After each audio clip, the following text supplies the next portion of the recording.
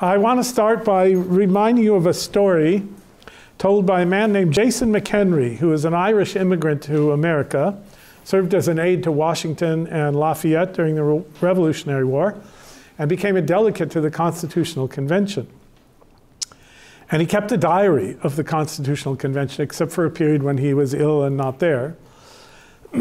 On September 18th, 1787, the day after the Constitution was signed and the convention adjourned, he wrote in his diary, quote, "A lady asked Dr. Franklin, 'Well, doctor, what we got, a republic or a monarchy?' 'A republic,' replied the doctor, 'if you can keep it.'" The lady here alluded to was Mrs. Powell of Philadelphia. She, it turns out, was a great revolutionary force. She was the granddaughter, the daughter, and the wife of mayors of Philadelphia, and the hostess of a lot of soirees that the Founding Fathers went to.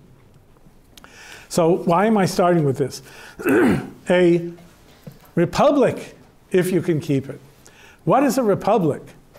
And what does it accomplish, this republic that they hammered out? Imperfect, as everybody said, because of all the different points of view, but the best they could do, and probably a good idea. The republic was a solution to the problem of the extreme opposites that Shakespeare is also going to be talking about in these history plays of potential governments. And that means monarchy on the one hand and pure democracy, or what Shakespeare would call the mob, on the other hand. The Founding Fathers were aware of the dangers of both of these things. If you have a monarch, he has absolute power, divine right, and can do whatever he wants. And if he's a just man, things will go fine. If he's not, things can go terrible. And the Founding Fathers, because of their long history of study, and the Romans and the Greeks and John Locke and so on, decided that they had to avoid a monarchy. On the other hand, a pure democracy was subject to the vagaries of mob rule. You get a spirit passes through the mob and everybody starts to believe something, and they all rush in sometimes very destructive directions. And so they want to avoid that too. Hence, they came up with the representative republic that we have and that has now survived for several hundred years. It's under attack in many respects, as you all know, but it's still probably the best idea for a form of government, but it depends on a knowledgeable citizenry. And it also, as Franklin also said, and others, it depends on a moral citizenry.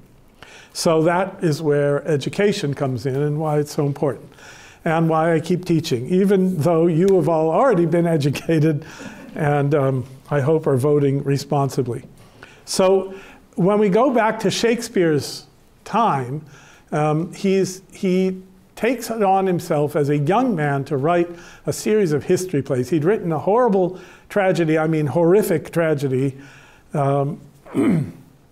earlier, and he'd written a couple of light comedies, and he now took on writing history plays, and it was a common thing to do, history plays, but they were generally boring. They were written in 14ers,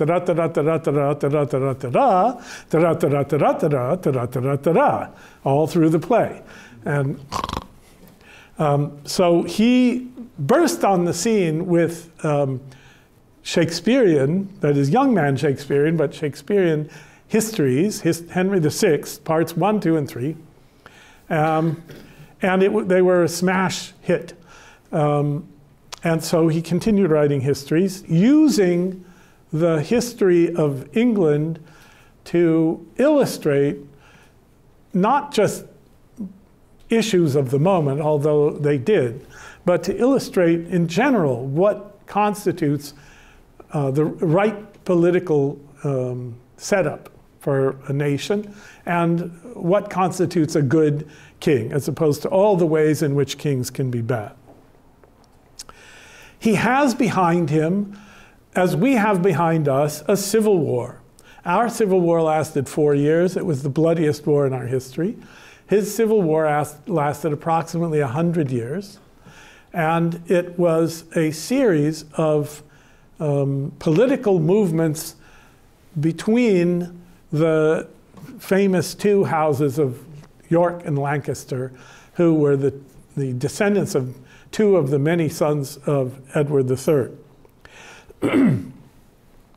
The way Shakespeare conceived of this history of the Civil War, and of course, the reaction to a civil war is never again. We cannot have this again. We don't want this again. So what can we do to keep this from happening again? So Henry VIII made sure that all the descendants of all the houses were dead and only the Tudors remained. And the Tudors lasted for about 120 years.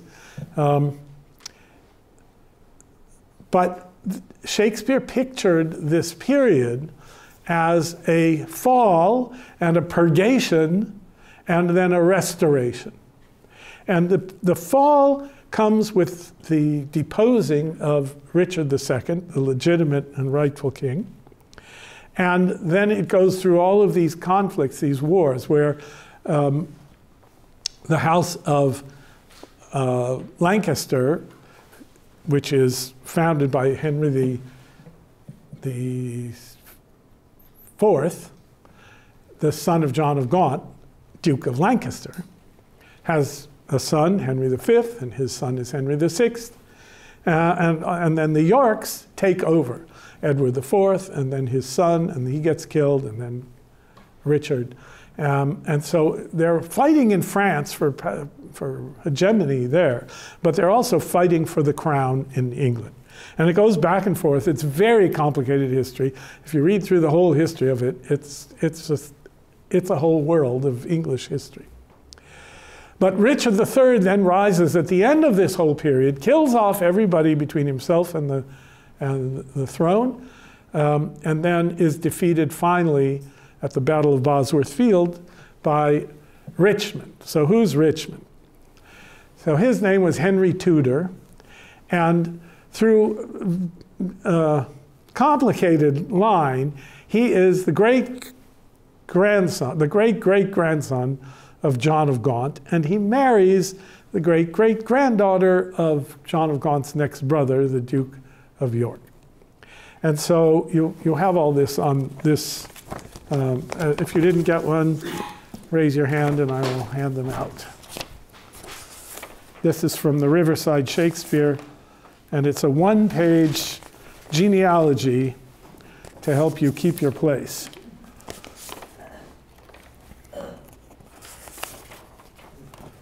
Hi.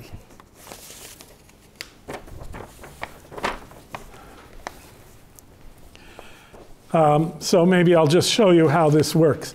If you start at the left, you have Edward III, and he has 7 sons. And if you read down from the top, the eldest is Edward the Black Prince. He dies before his father. And so Edward's heir is Richard II. Next is William of Hatfield. He died young, doesn't count. Then Lionel, Duke of Clarence. He has a whole line of people, but they're all from the female line. Next son is John of Gaunt, and he has, as a son, the Henry who becomes, Henry called Bolingbroke, who becomes Henry IV. If you keep going down, you'll get to Edmund of Langley, Duke of York, and down that line a ways, you'll find Edward IV and Richard III, and so on. And then comes Thomas of Woodstock and William of Windsor. Those are less important, although Woodstock does have heirs that matter a bit. We get to Buckingham through him. Now, if you go to the right and you look at Henry VII, you will see him in several places. You will see him as the descendant of John of Gaunt through his marriage to Catherine Swynford. Then there's John Beaufort, and then there are 2 sons, and then there's Margaret Beaufort, and then Henry Tudor, Earl of Richmond, Henry VII. So he's the son of Margaret Beaufort, who's the granddaughter, great-granddaughter of John of Gaunt. And the next set down, you'll trace all the Yorks, and finally come again to Henry the VII, because Elizabeth, the daughter of Edward IV, marries Henry the VII. That is, he marries a daughter of York. So he is a kind of descendant of Lancaster, and she's a kind of descendant of York, and they marry, and they then establish the Tudor line, and their son is Henry VIII, and his daughter is Elizabeth, and Shakespeare's writing during the reign of Elizabeth. Okay, that's the short version. The long version we'll get a little more of as we go. Now, what did Shakespeare do? He was so successful with these plays, these Henry VI plays, that he came back and he wrote a fourth play, Richard III, which is the sort of culmination of the whole historical sweep.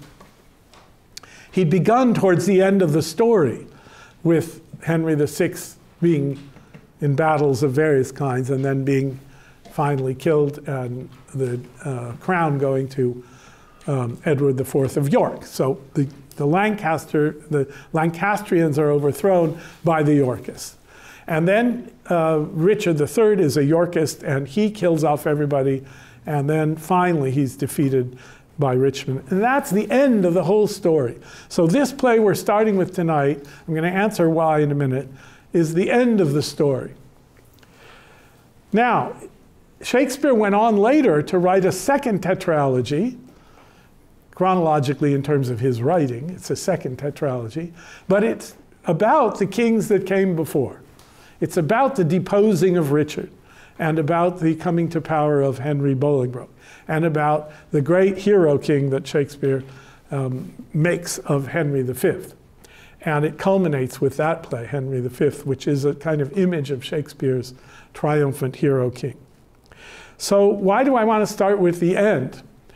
Because I want to go, first of all, I want to go in the order that they were written, because I want you to see the development of Shakespeare's rich imagination, and the complexity and the subtlety grows.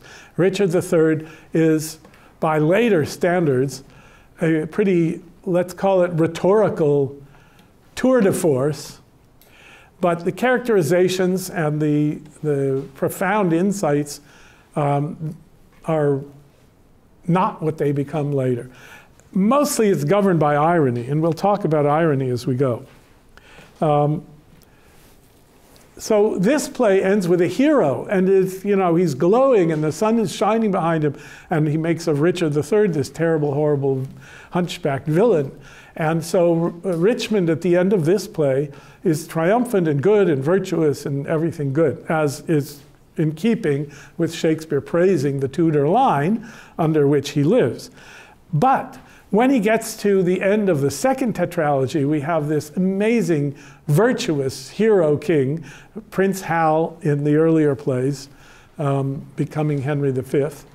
And the depth of virtue of this man is not just symbolic. It's not just an image anymore. It is a picture of an honestly virtuous king, the kind of king you want if you're going to have a king to rule in England. Now, why must you have a king to rule in England? Because this universe that we live in Shakespeare's world, is hierarchical. I say this every time when I start teaching Shakespeare to you. We come to it from our world. Our world is horizontal, right? Democratic. All men are created equal. Darwin gives us an equal battle for life and food and water and air and everything among all the animals, and whoever wins survives, and whoever doesn't win doesn't survive, and it's all kind of equalized. That was not a picture of the world that the Middle Ages and the Renaissance bought. What they believed was that God had created the world hierarchically. So he is at the top, and brute matter is at the bottom, and there are all the ranks of angels, and then all the ranks of human beings, And there are ranks within the church, and there are ranks within the state. And it was an expression of God's love, this hierarchical universe. Because everybody in it was duty-bound to obey the people above, and equally duty-bound to care for those below. So in the animal kingdom, that was treated symbolically. You all know that the king of the beasts is the lion, and the king of the birds is the eagle, and the king of the trees is the oak, and the king of the ocean is either the whale or the porpoise. It depends on who you ask, the dolphin. And there are all of these ranks imagined within them. And the angels, likewise, are ranked 9 by Dionysus, the Areopagite, 9 ranks of angels, and they're philosophically developed into those that are right in the presence of God, and those that mediate, and those that are sent to human beings, and so on. So it's thought of hierarchically. But in the world, in the material world, it was an actual hierarchy, not just of power, as I said, but of responsibility. So the king was absolute monarch under God, and he could tell anybody what to do. But he was also obligated to rule under God justly and mercifully, and to care for everybody under his control. And that works all the way down. So we have all these analogous positions, the king, and then the duke, and then the earl, and then the baron, and the knights, and the gentlemen of various ranks, down to the lowest thing that a human being could be, which would be a beggar and a slave. Noblesse oblige sort of comes from that, right? All the way down. It's not just noblesse oblige, it's everything oblige. Okay. So that in the home, for example, the father is the ruler. His wife and his children must obey him. And we get hives when we hear that. But what we don't hear very often, because the Marxists aren't telling us this part, is that he is also obligated to care for and protect his wife, and to care for and feed and educate his children, to raise them up to be good members of the Commonwealth. And the Commonwealth was called a commonwealth. And now it became a name for the literal government under the Puritans in a kind of revolution. But Shakespeare already calls it the Commonwealth. What is good for everybody? If you step out of your place in the hierarchy, you are being bad. If you step out of it to go up, like you kill everybody between you and the crown and become the king, that's bad. But it's equally bad to step out of it and go down, to lower yourself, to abase yourself to where you shouldn't be. You need to fulfill the function of the role that you're given, and that function is both obedience to those higher and care and proper government of those below. So Shakespeare sees the world this way in every play. And when that hierarchy is overturned by the human free will and the human capacity for depravity and sin and selfishness, trouble results for everybody, and also for the person responsible for doing it. So what he wants is a good king. And he's going to show us bad kings, and he's going to show us good kings.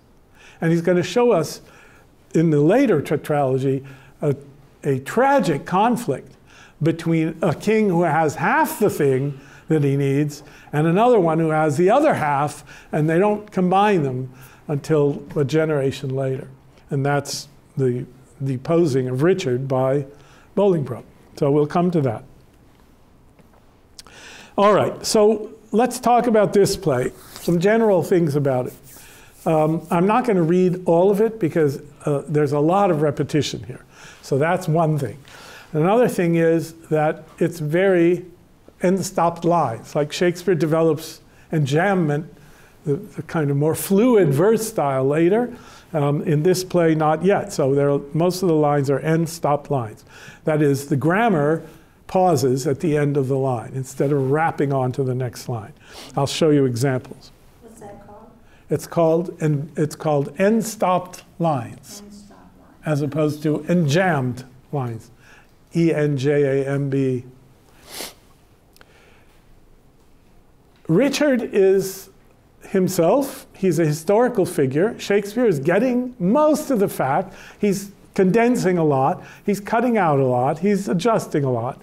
But most of the picture of Richard comes to us through the historians that Shakespeare read, Holinshed and Hall. And they were culling it from other historians, particularly Sir Thomas More, who wrote a kind of biographical sketch of Richard III. And he's the one that starts treating him ironically and tells us that he's a hunchback, that he was born with teeth, and that he's, you know, this horrible person. Shakespeare takes that irony of Thomas More and he gives it to Richard himself. So Richard becomes himself a kind of voice of irony. And one of the things that characterizes the whole play is irony, dramatic irony and verbal irony, and the irony of destiny or fate or history or providence. People keep saying, oh, Richard hates them, and I'm glad because I hate them too, but he loves me. And the next thing, they're offed by Richard. And that happens over and over. So the whole thing is built on these ironic reversals until the final one, in which Richard himself, of course, is destroyed. But Richard is also the heir of another idea of the time, which is called the vice.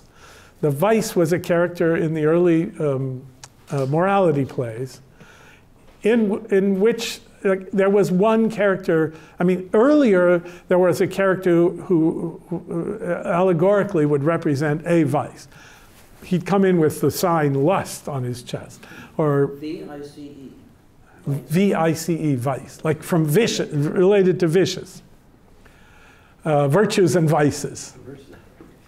So the vice was a kind of amalgamation of all the vices. And he was a kind of clown character. He was witty, and he was plotting, and he was nasty, and you kind of hated him and loved to hate him.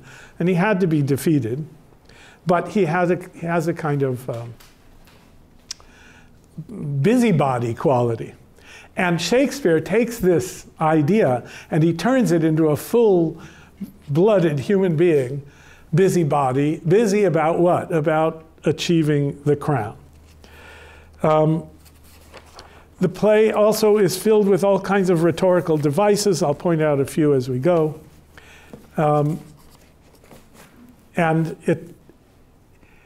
what's unusual about it at the time is not that it's so fully rhetorical, but that it's fully rhetorical and has the stamp of vitality and liveliness and life that Shakespeare gives to everybody, to all his plays, and which he only gets better at as time goes on. So Richard III is a tremendous success on the stage and a great hit. And he makes of Richard the kind of villain that you love to hate.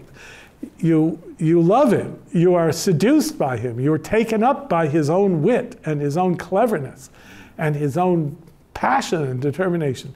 And at the same time, you realize that he is profoundly and terrifyingly evil. And in a sense, we are challenged to see that in ourselves and reject it finally.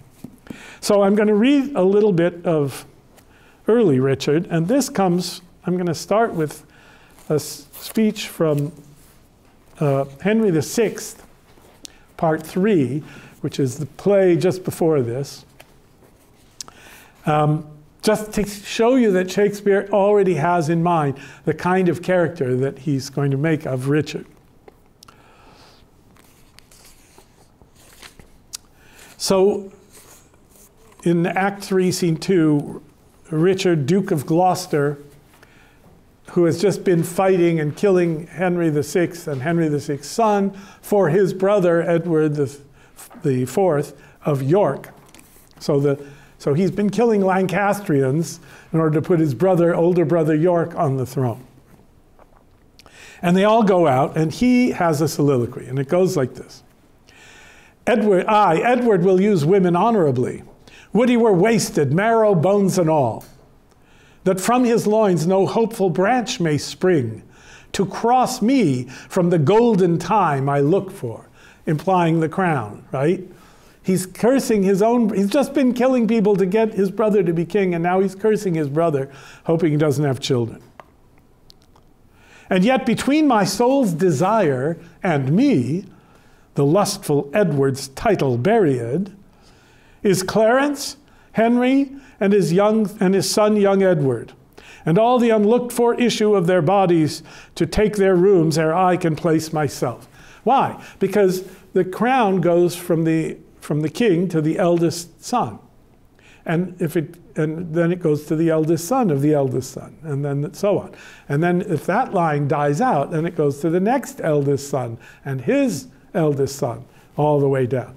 And then the next, and that's what happened with Edward III. It went to Edward the Black Prince, but he died earlier, so then it went to Richard, and when Richard was deposed, it went to the next son's son, that is Bolingbroke, son of John of Gaunt, and down his line. And then they were all killed off by this guy, and now it's coming to the Yorkists. So he doesn't want him to have children.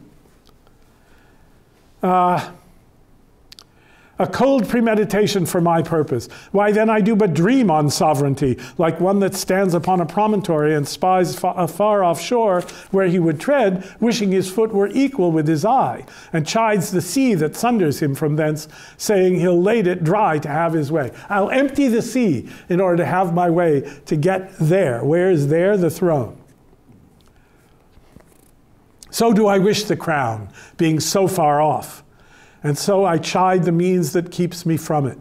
And so I say, I'll cut the causes off, flattering me with impossibilities.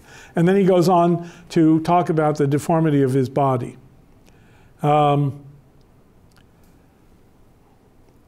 say there is no kingdom then for Richard. What other pleasure can the world afford? I'll make my heaven in a lady's lap, and deck my body in gay ornaments, and witch sweet ladies with my words and looks. Oh, miserable thought, and more unlikely than to accomplish 20 golden crowns. Why, love forswore me in my mother's womb, and for I should not deal in her soft laws, she did corrupt frail nature with some bribe to shrink mine arm up like a withered shrub, to make an envious mountain on my back, where sits deformity to mock my body, to shape my legs of an unequal size, to disproportion me in every part, like to a chaos or an unlicked bear whelp that carries no impression like the dam. And am I then a man to be beloved?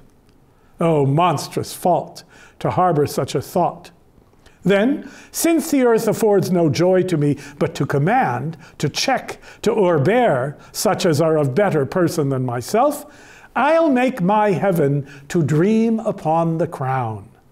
And whiles I live to account this world but hell, until my misshaped trunk that bears this head be round impaled with a glorious crown. And yet I know not how to get the crown, for many lives stand between me and home. And I, like one lost in a thorny wood that rends the thorns and is rent with the thorns, seeking a way, straying from the way, not knowing how to find the open air, but toiling desperately to find it out, torment myself to catch the English crown. And from that torment, I will free myself, or hew my way out with a bloody axe. All right, notice, the image is being lost in a wood of thorns. And the thorns are tearing at him, and he's going the wrong way, and he doesn't, but he's going to hew his way out with an axe. Now, who are the thorns? All the more rightful, legitimate heirs to the throne. That's how he sees the world. Why, I can smile and murder whiles I smile, and cry content to that which grieves my heart, and wet my cheeks with artificial tears, and frame my face to all occasions. I'll drown more sailors than the mermaid shall. That's the sirens of the Odyssey.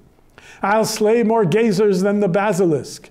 I'll play the orator as well as Nestor, deceive more slyly than Ulysses could, and like a Sinon, take another Troy. He was the traitor of Troy. I can add colors to the chameleon, change shapes with Proteus for advantages, and set the murderous Machiavel to school. I can teach Machiavelli a thing or two.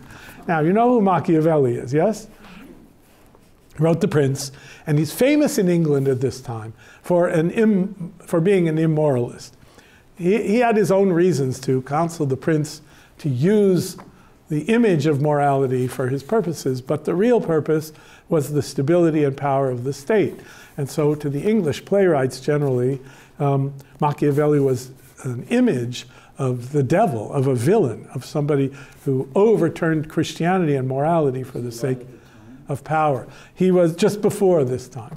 And he'd been translated by someone and had been written about in the nastiest terms.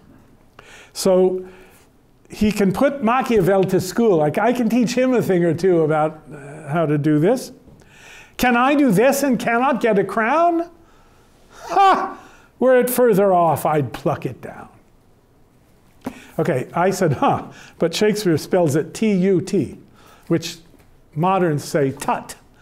And there's no such thing as tut. It's just the way Shakespeare spelled. Were it further off, I'd pluck it down.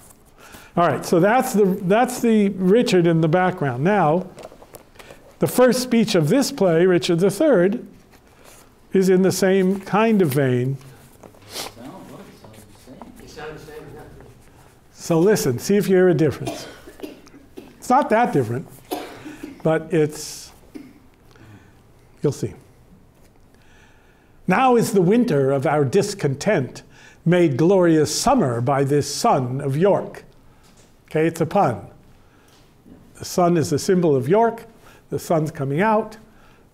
Edward IV has become king.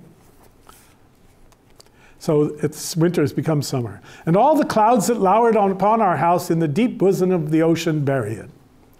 Now are our brows bound with victorious wreaths, our bruised arms hung up for monuments, our stern alarums changed to merry meetings, our dreadful marches to delightful measures. This is being said to a whole audience of people who had seen the 3 previous plays, not long since. Grim-visaged war hath smoothed his wrinkled front, and now instead of mounting barbed steeds to fright the souls of fearful adversaries, he capers nimbly in a lady's chamber to the lascivious pleasing of a lute. But I, that am not shaped for sportive tricks, nor made to court an amorous looking-glass, I that am rudely stamped and want love's majesty to strut before a wanton ambling nymph, I, that am curtailed of this fair proportion, cheated of feature by dissembling nature, deformed, unfinished, sent before my time into this breathing world scarce half made up, and that so lamely and unfashionable that dogs bark at me as I halt by them, why I, in this weak piping time of peace, have no delight to pass away the time unless to see my shadow in the sun and descant on mine own deformity.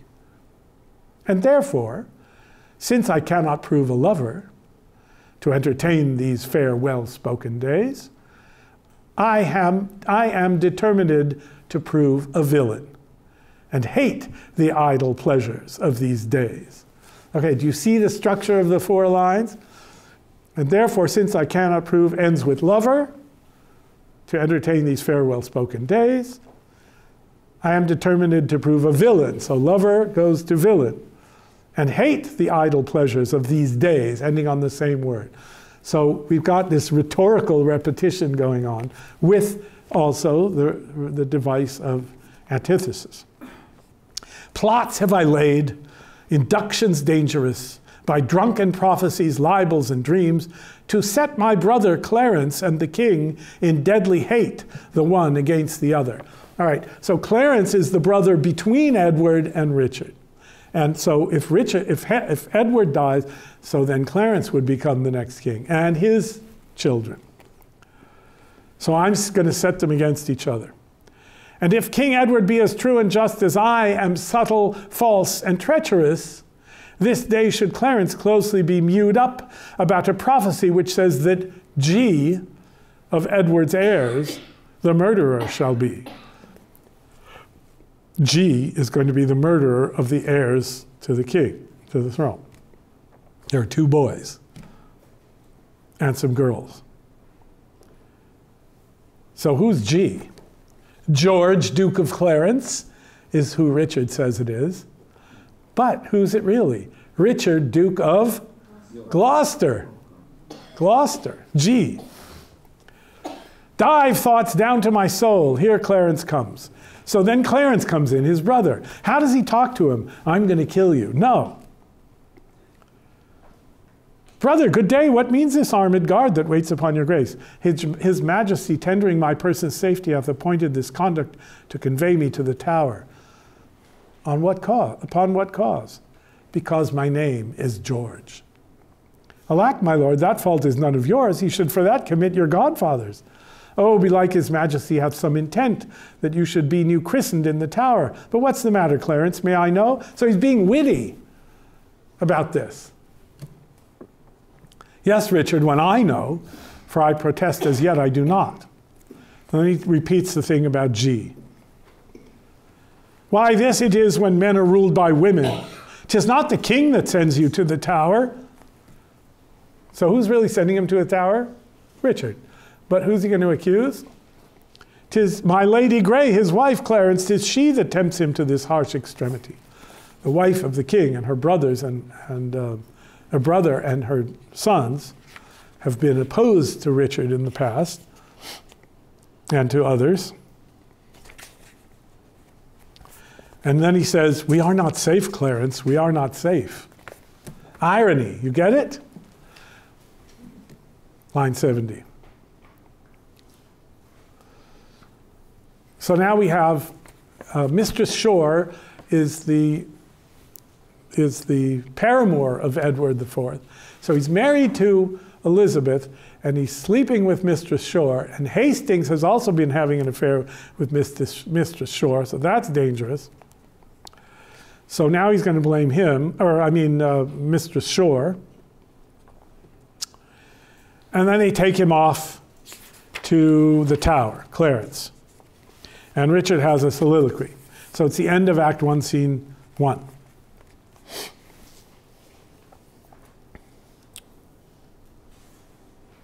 The king is sickly. Hastings comes in and says the king is sick and he's dying.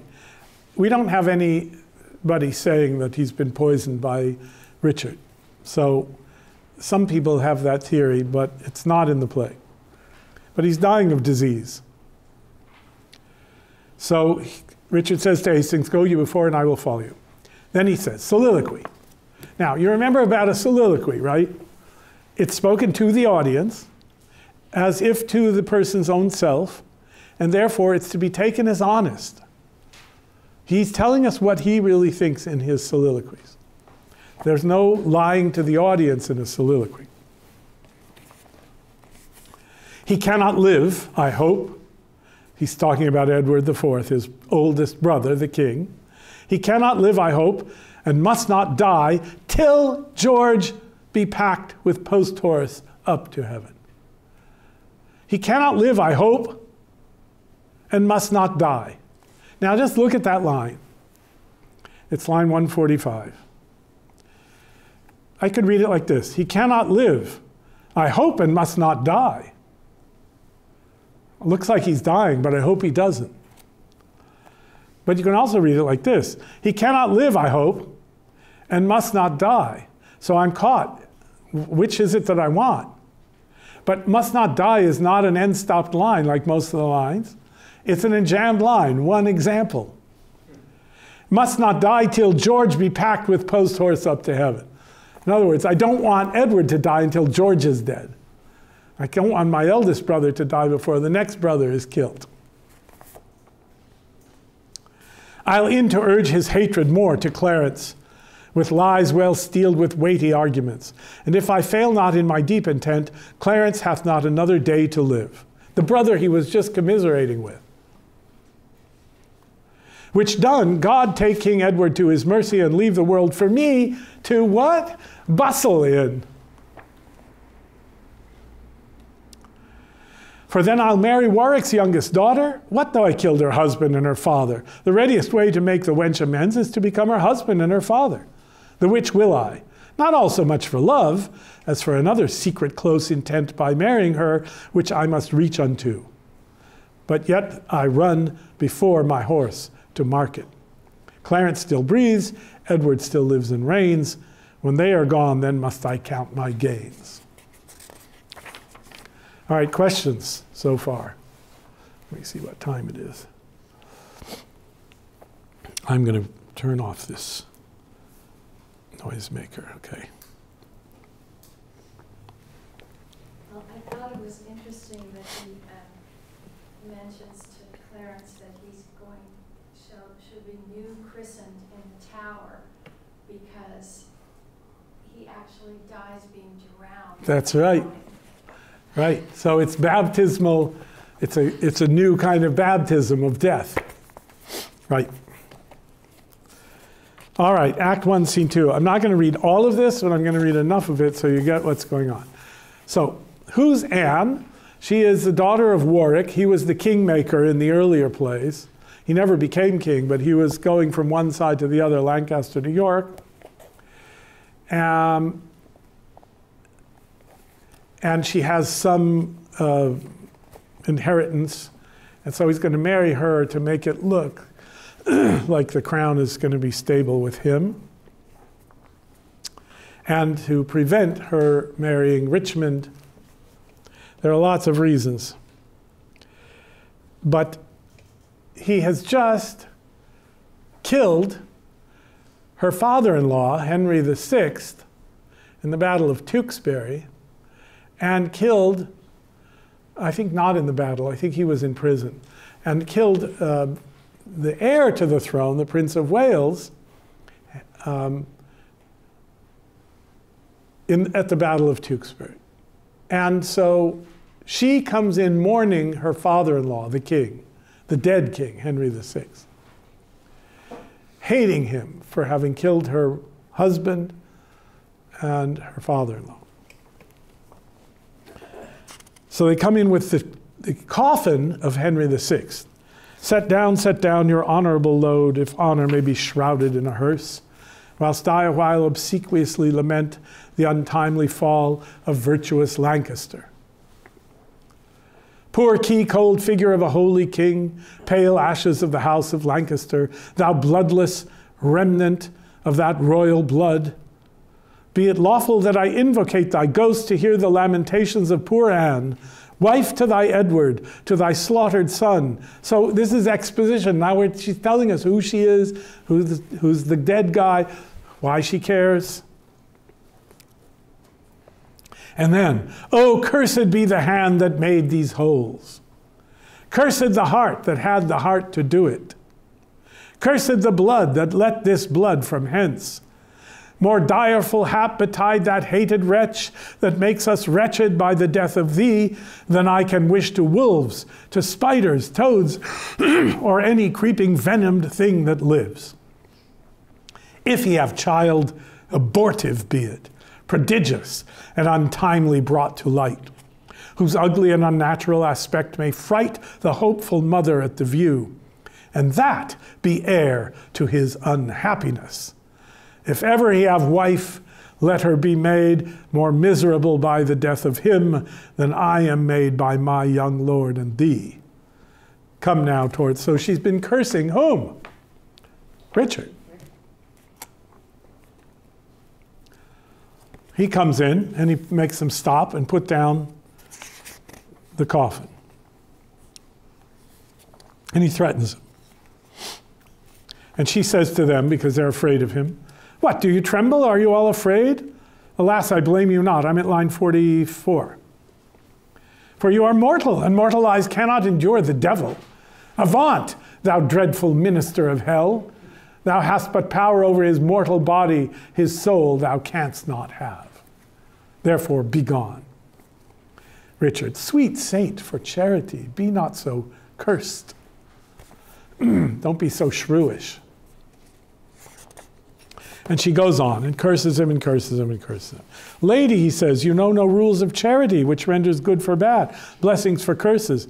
She says, villain, thou knowest not law of God nor man, nor beast, no beast so fierce but knows some touch of pity. He, but I know none, and therefore am no beast. Oh, wonderful when devils tells the truth. More wonderful when angels are so angry. So this is a kind of multiple line, what's called Stechomathy or Stechomythia. Short speeches answering one another, back and forth, back and forth. And they go on like this for pages. So first he says, line 91, I did not kill your husband. She says, why then he is alive. Nay, he is dead, says Richard, and slain by Edward's hands. In thy foul throat thou liest. Queen Margaret saw thy murderous falchion, that's the dagger, smoking in his blood, the which thou once didst bend against her breast, but that thy brothers beat aside the point. I was provoked by her slanderous tongue that laid their guilt upon my guiltless shoulders. Thou wast provoked by thy bloody mind, that never dreamst on aught but butcheries. Didst thou not kill this king? I grant ye. Dost grant me, hedgehog? Then God grant me too, thou mayest be damned for that wicked deed. Oh, he was gentle, mild, and virtuous. Richard, the better for the king of heaven that hath him. Now, does this define chutzpah? Does this define cheek? She says, ill rest betide the chamber where thou liest, line 112 or so. He says, so will it, madam, till I lie with you. I hope so, she says, because you're never going to lie with me, so good. But to leave this keen encounter of our wits, he says, is not the causer of the timeless deaths of these Plantagenets, Henry and Edward, as blameful as the executioner? Thou wast the cause and most accursed effect. And he goes on and says, I love you, it's your beauty, I killed them all because they were in my way to get to you. I love you, I love you, I love you.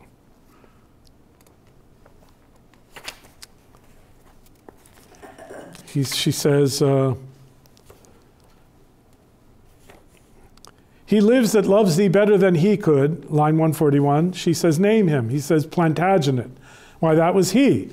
The selfsame name, but one of better nature. They're all Plantagenets since Edward III. Where is he? Here, he points to himself. She spits at him. Why dost thou spit at me? She says, would it were mortal poison for thy sake. Never came poison from so sweet a place. Never hung poison on a fouler toad. Out of my sight, thou dost infect mine eyes. Thine eyes, sweet lady, have infected mine. Would they were basilisks to strike thee dead. I would they were that I might die at once, for now they kill me with a living death. And then it's all a long speech about how he's done it all for love of her. She looks scornfully at him, line 171. Teach not thy lips such scorn, for it was made for kissing, lady, not for such contempt. If thy revengeful heart cannot forgive, lo, here I lend thee this sharp-pointed sword. He takes out his sword, and he hands it to her, hilt first. Which if thou please to hide in this true breast, and let the soul forth that adoreth thee, I lay it naked to the deadly stroke, and humbly beg the death upon my knee. He kneels and gives her the sword, pointed to his own breast, and says, go ahead, kill me. Nay, do not pause. For I did kill King Henry, but 'twas thy beauty that provoked me. Nay, now dispatch. 'Twas I that stabbed young Edward, but 'twas thy heavenly face that set me on. She puts down the sword. Take up the sword again, or take up me. She says, arise, dissembler. Though I wish thy death, I will not be thy executioner. Then bid me kill myself, and I will do it. I have already. She has already. He says, that was in thy rage. Speak it again. And even with the word, this hand which for thy love did kill thy love, shall for thy love kill a far truer love. To both their deaths shalt thou be accessary. I would I knew thy heart. What's happening to her? She's caving. Why? 'Tis figured in my tongue. I fear me both are false. Then never man was true. Well, well, put up your sword. Say then, my peace is made. That shalt thou know hereafter. But shall I live in hope? All men, I hope, live so. Vouchsafe to wear this ring. To take is not to give. She takes the ring.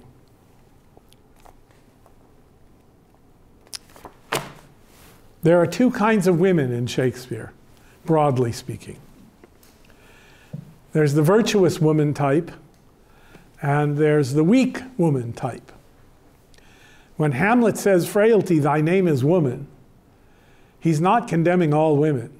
He's condemning all women who are frail. That is, who cave when men come after them, who don't resist virtuously.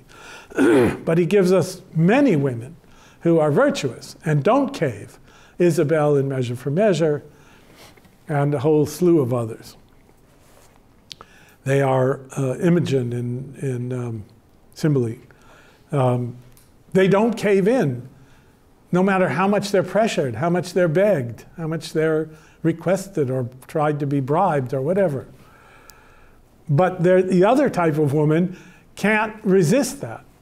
Frailty, thy name is woman. That's Anne. She knows this about him, and she can't help herself. He loves her. He tells her he loves her. He gives her a ring. He's offered to kill himself for her sake.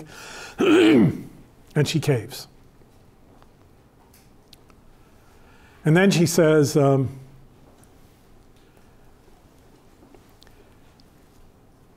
go to Crosby House, that's his place, where after I've solemnly interred at Chertsey Monastery this noble king, that's where she was taking him, the dead king, to Chertsey, it's a monastery, and wet his grave with my repentant tears, I will with all expedient duty see you. For divers unknown reasons, I beseech you, grant me this boon. Let the body go to my place, I'll meet you there later. She says, with all my heart, and much it joys me too to see you are become so penitent. Tressel and Berkeley, go along with me. Bid me farewell. 'Tis more than you deserve, but since you teach me how to flatter you, imagine I've said farewell, farewell, instead of go kill yourself already. She goes out. Sirs take up the corpse, and they go towards Chertsey, noble lord, which he said is what he was going to do. No, to Whitefriars. I'm doing it my way. And then he has this great speech. Soliloquy. Was ever woman in this humor wooed? Was ever woman in this humor won? I'll have her, but I will not keep her long. What just happened? For political reasons, he got her to cave in, lying to her the whole time. And she caves, and she's going to marry him. And then he's going to off her when he doesn't need her anymore, which will happen before the end of the play. What? I that killed her husband and his father, to take her in her heart's extremest hate, with curses in her mouth, tears in her eyes, the bleeding witness of my hatred by? Having God, her conscience, and these bars against me. And I no friends to back my suit withal, but the plain devil and dissembling looks, and yet to win her, all the world to nothing? Ha! Hath she forgot already that brave prince, Edward her lord, whom I some 3 months since stabbed in my angry mood at Tewkesbury? A sweeter and a lovelier gentleman framed in the prodigality of nature, young, valiant, wise, and no doubt right royal, the spacious world cannot again afford. And will she yet abase her eyes on me, that cropped the golden prime of this sweet prince, and made her widow to a woeful bed? On me, whose all not equals Edward's moiety?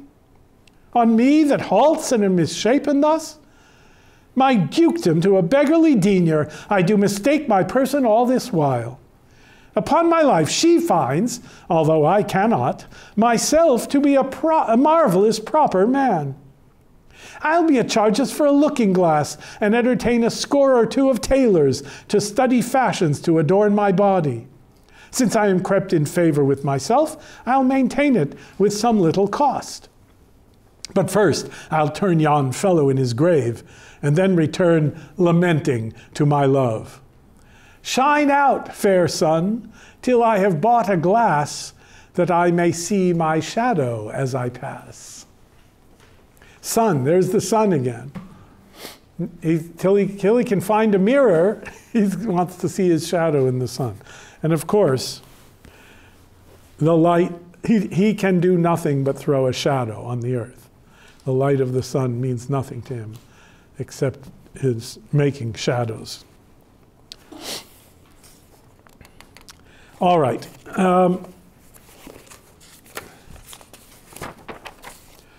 In the next scene, we have the Queen Mother, Elizabeth, and her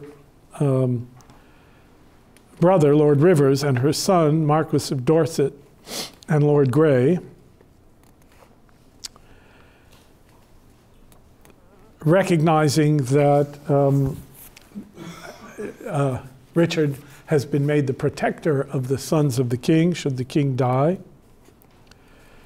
And in come Buckingham and Stanley. Now, these two men are going to go in opposite directions. Stanley is going to pretend to be serving Richard, but in the end, he's going to go over to Richmond. And Buckingham is going to be totally devoted to Richard, hoping to get a dukedom out of it, or an additional earldom, that is. And later, when it comes to actually murdering the princes, he's hesitant, and then Richard dumps him and then offs him. So the king is calling them all in, wants to make peace among all the various factions. And he comes in. Now, what's the strongest defense if you're in his position? It's an immediate offense. Before they can accuse him of anything, he starts accusing them. At line 42, they do me wrong, and I will not endure it. Who is it that complains unto the king that I forsooth am stern and love them not? By holy Paul, they love his grace but lightly, that fill his ears with such dissentious rumors. Because I cannot flatter and look fair, smile in men's faces, smooth, deceive, and cog, duck with French nods and apish courtesy, I must be held a rancorous enemy. Cannot a plain man live and think no harm? But thus his simple truth must be abused with silken, sly, insinuating jack? What's he doing? What's he pretending to be? I'm just trying to be a simple guy, and you're all accusing me falsely. Can't I just live in peace and quiet? I mean, he's just a superb actor. This is an actor creating a character of a superb actor.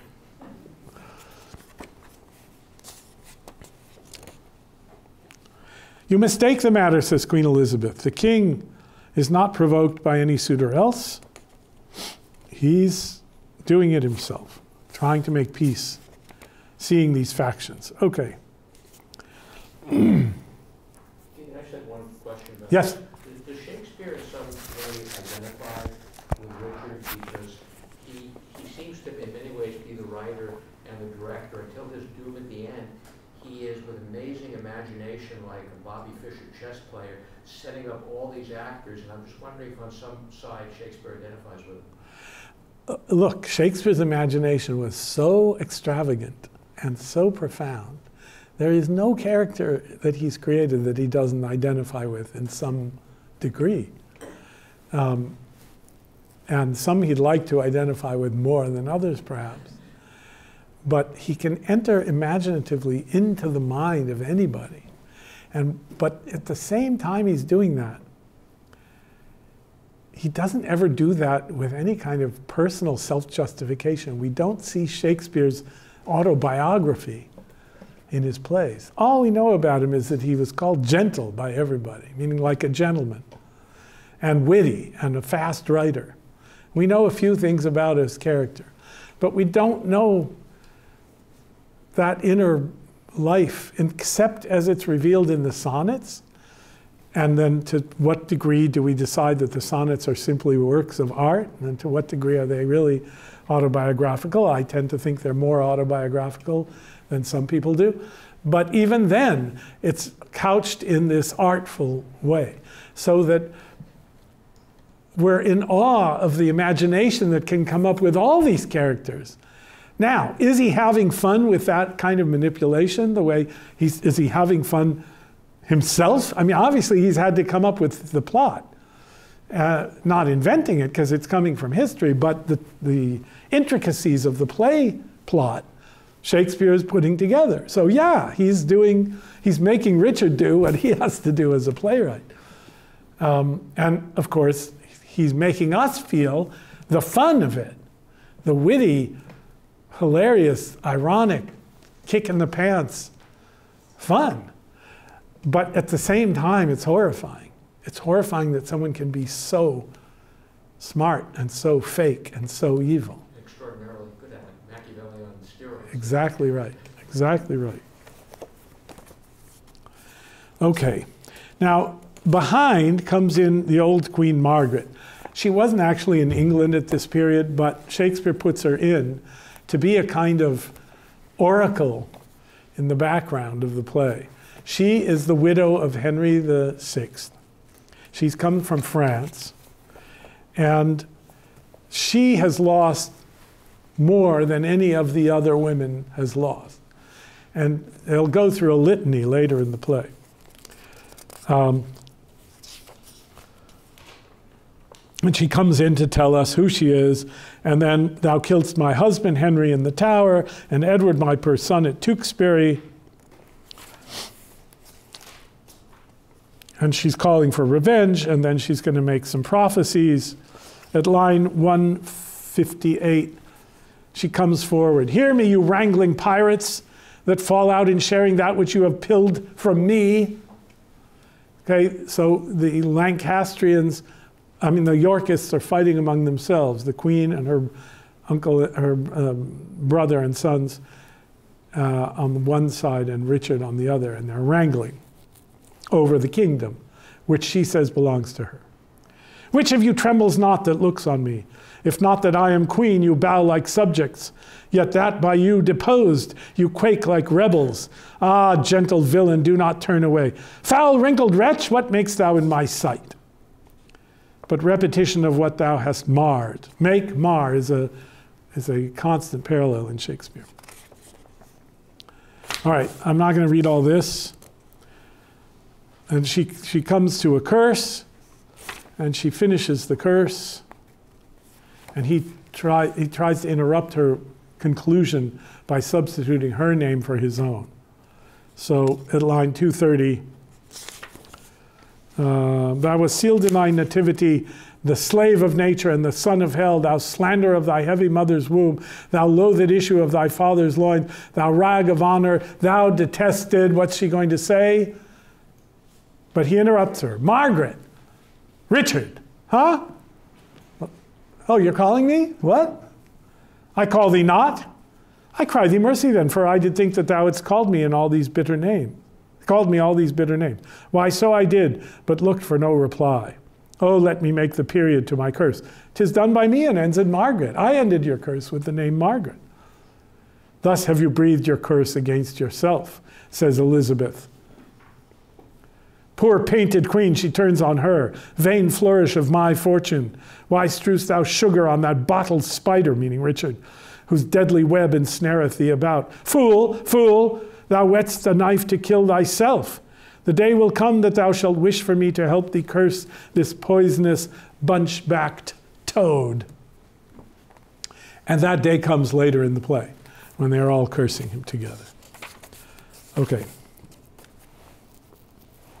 Go to the end of the scene, line 324. You see why I can't read the whole play. I do the wrong and first begin to brawl. The secret mischiefs that I set abroach, I lay unto the grievous charge of others. Clarence, who I indeed have cast in darkness, I do beweep to many simple gulls, namely to Derby, Hastings, Buckingham, and tell them 'tis the queen and her allies that stir the king against the duke my brother. Now they believe it, and withal whet me, meaning sharpen me, to be revenged on Rivers, Dorset, Grey. That's the Queen's people. But then I sigh, and with a piece of scripture tell them that God bids us to do good. God bids us do good for evil, and thus I clothe my naked villainy with odd old ends stolen forth of Holy Writ, and seem a saint when most I play the devil. And in come the murderers, and he sends them off to kill his brother Clarence. Act 1, Scene 4 is Clarence in the tower. So I'm not going to read the whole thing. He has this horrible dream in which he is walking on board ship with Richard, and Richard knocks him, or he falls into the ocean, and he's drowning, and he's seeing all the dead that he's been guilty of murdering, because he was no good guy either, trying to take the throne from his brother and then going over to his brother's side and killing the others. And the first and second murderer have a debate. They're both hardened at first, and then one of them starts to feel remorse, and the other one kills Clarence. And then he's not quite dead, so they take him in the other room, and they put him, there's a story that he died drowning in a butt means a barrel, of Malmsey wine. And so he gets put into that, and actually his dream turns out then to be a premonition of drowning. He's pleaded with them, they're not listening. One listens sort of, but the other does the deed.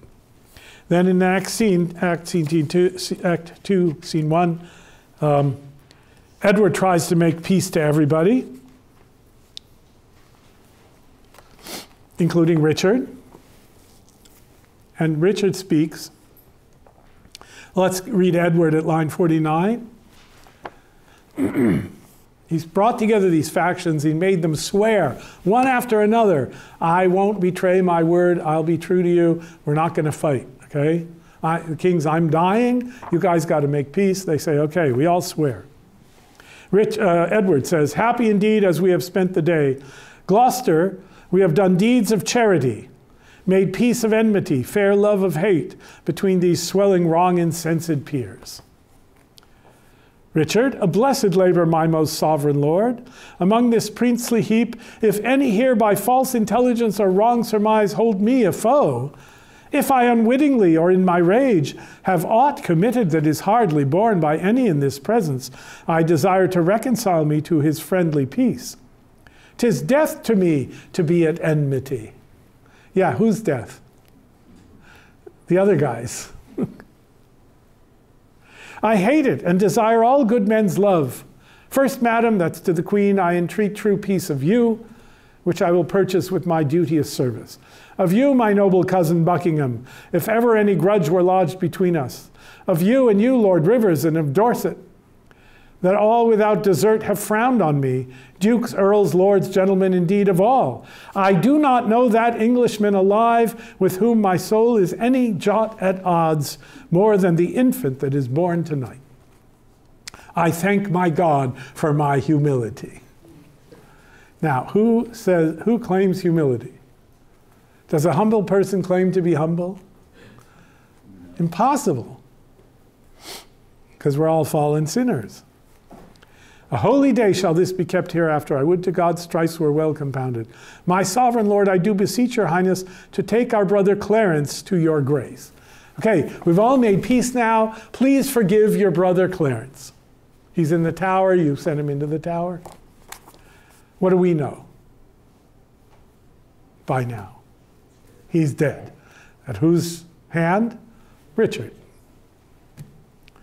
Why, madam, have I offered love for this, to be so flouted in this royal presence? He's now got a cause of conflict. Who knows not that the gentle Duke is dead? They all are shocked. You do him injury to scorn his corpse. Who knows not he is dead, said the king. Who knows he is?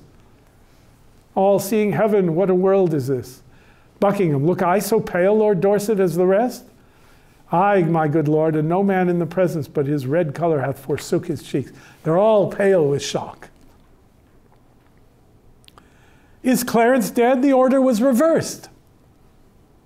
But he, poor man, by your first order died, and that a winged Mercury did bear. Some tardy cripple bore the countermand that came too lag to see him buried. Tardy cripple, tardy intentionally. That is Richard. God grant that some less noble and less loyal, nearer in bloody thoughts but not in blood, deserve not worse than wretched Clarence did, and yet go current from suspicion. So that's bringing up the same conflict again. The one he just promised to keep, not to harbor any conflict. Then King Edward beats himself up. You all didn't speak for him. How could you let me do it?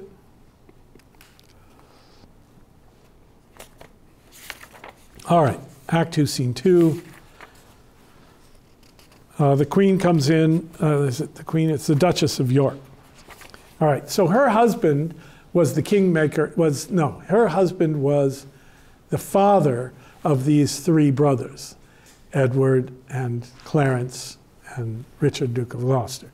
The father was York, and so the Duchess of York is Richard's mother and the mother of the king.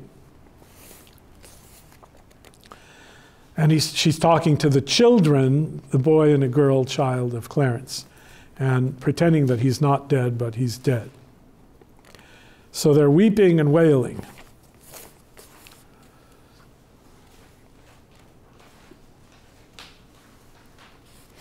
The Duchess of York says at line 79, was never mother had so dear a loss. Alas, I am the mother of these griefs. Their woes are parcelled, mine is general. She for an Edward weeps, so do not I. And so do I, and so do I. I for a Clarence weep, so doth not she. These babes for Clarence weep, and so do I. I for an Edward weep, so do not they. Okay, so the king is dead and Clarence is dead, and she's weeping for both of them. The Queen is weeping for her husband, but not for Clarence. The children of Clarence are weeping for Clarence, but not for the king who killed him.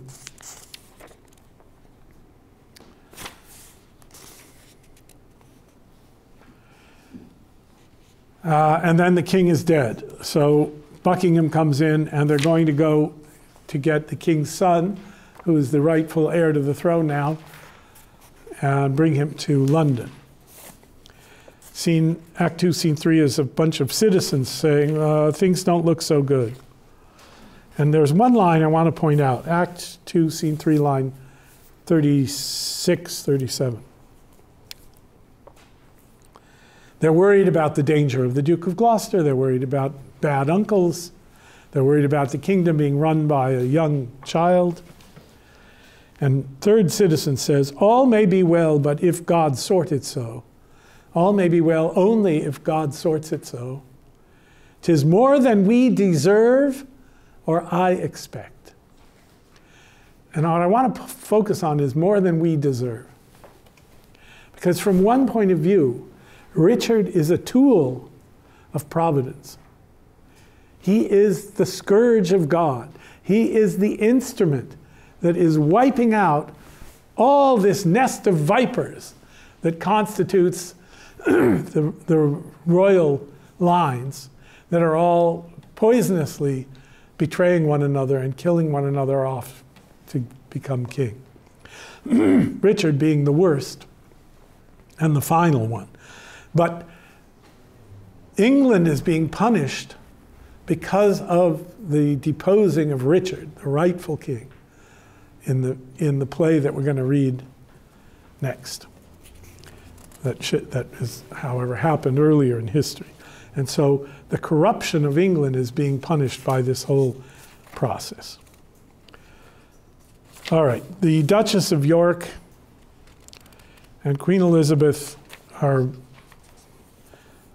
waiting for the son to come with the younger brother, the son of the king and his younger brother.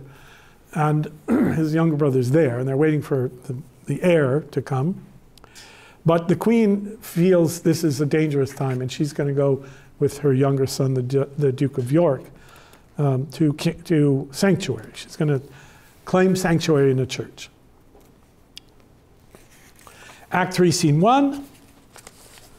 Richard and Buckingham are bringing the Prince of Wales, now the heir to the throne, back to London. And Richard says, I think that there's a little verbal byplay. Duke of York, his younger brother, comes in and they make fun of Richard a bit because Richard made fun of him. But Richard decides that they should go abide in the Tower for a few days. The Tower of London is the place of royal executions. But it's also the place of safety. Even to this day, I think it's where the crown jewels are protected. So he pretends that it's for their safety, of course.